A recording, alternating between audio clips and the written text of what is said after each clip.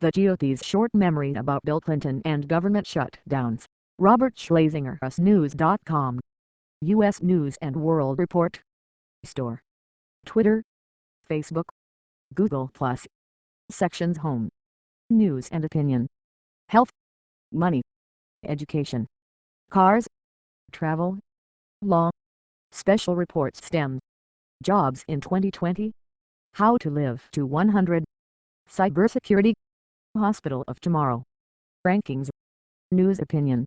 News Opinion Debate Club. TJ's Politics Blog. World Report. Economic Intelligence. Robert Schlesinger. Mort Zuckerman. Science. Cartoons. Photos. Videos. Home greater than opinion greater than Robert Schlesinger greater than the GOP's short memory about Bill Clinton and government shutdowns. Robert Schlesinger. Bill Clinton's absence has made the GOP fonder. By Robert Schlesinger. September 12, 2013 RSS feed print comment.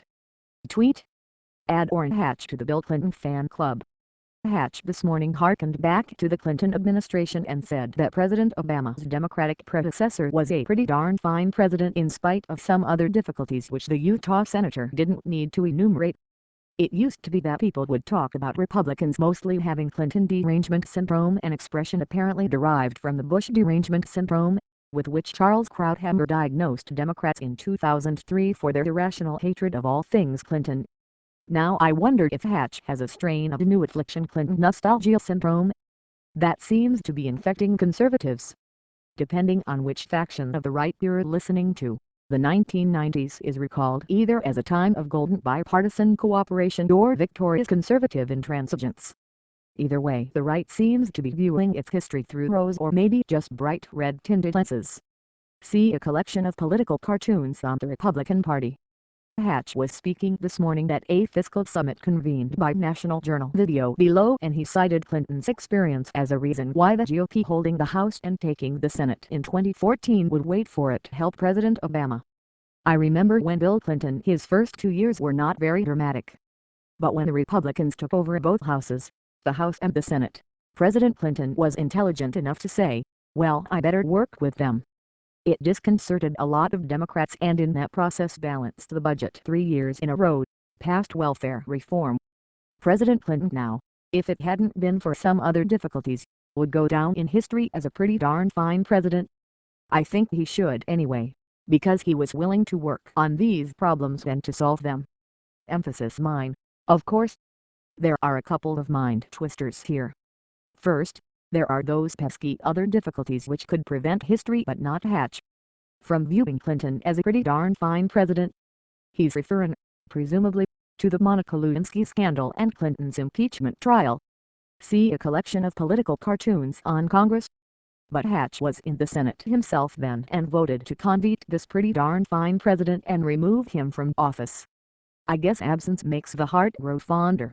No word on whether he regrets his vote or whether Clinton is pretty darn fine despite having committed high crimes and misdemeanors, which is what, along with treason and bribery, the president can be removed from office for.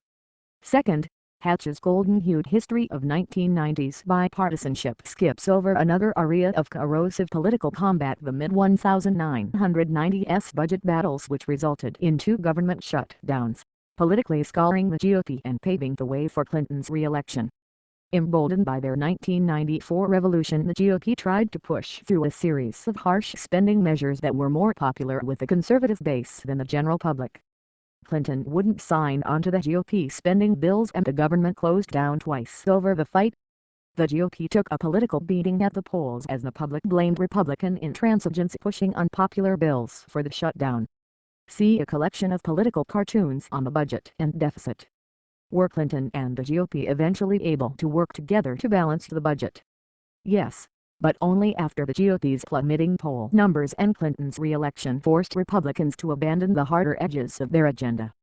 And, oh yeah, the Clinton economic boom, which occurred in the face of countless Republican predictions that his tax increases would wreck the economy, made the whole process much easier. If the idea of Republicans overreaching after taking control of the House sounds familiar, it should, but there are a few critical differences. Unlike their mid-1990s counterparts, the radicals animating today's GOP seem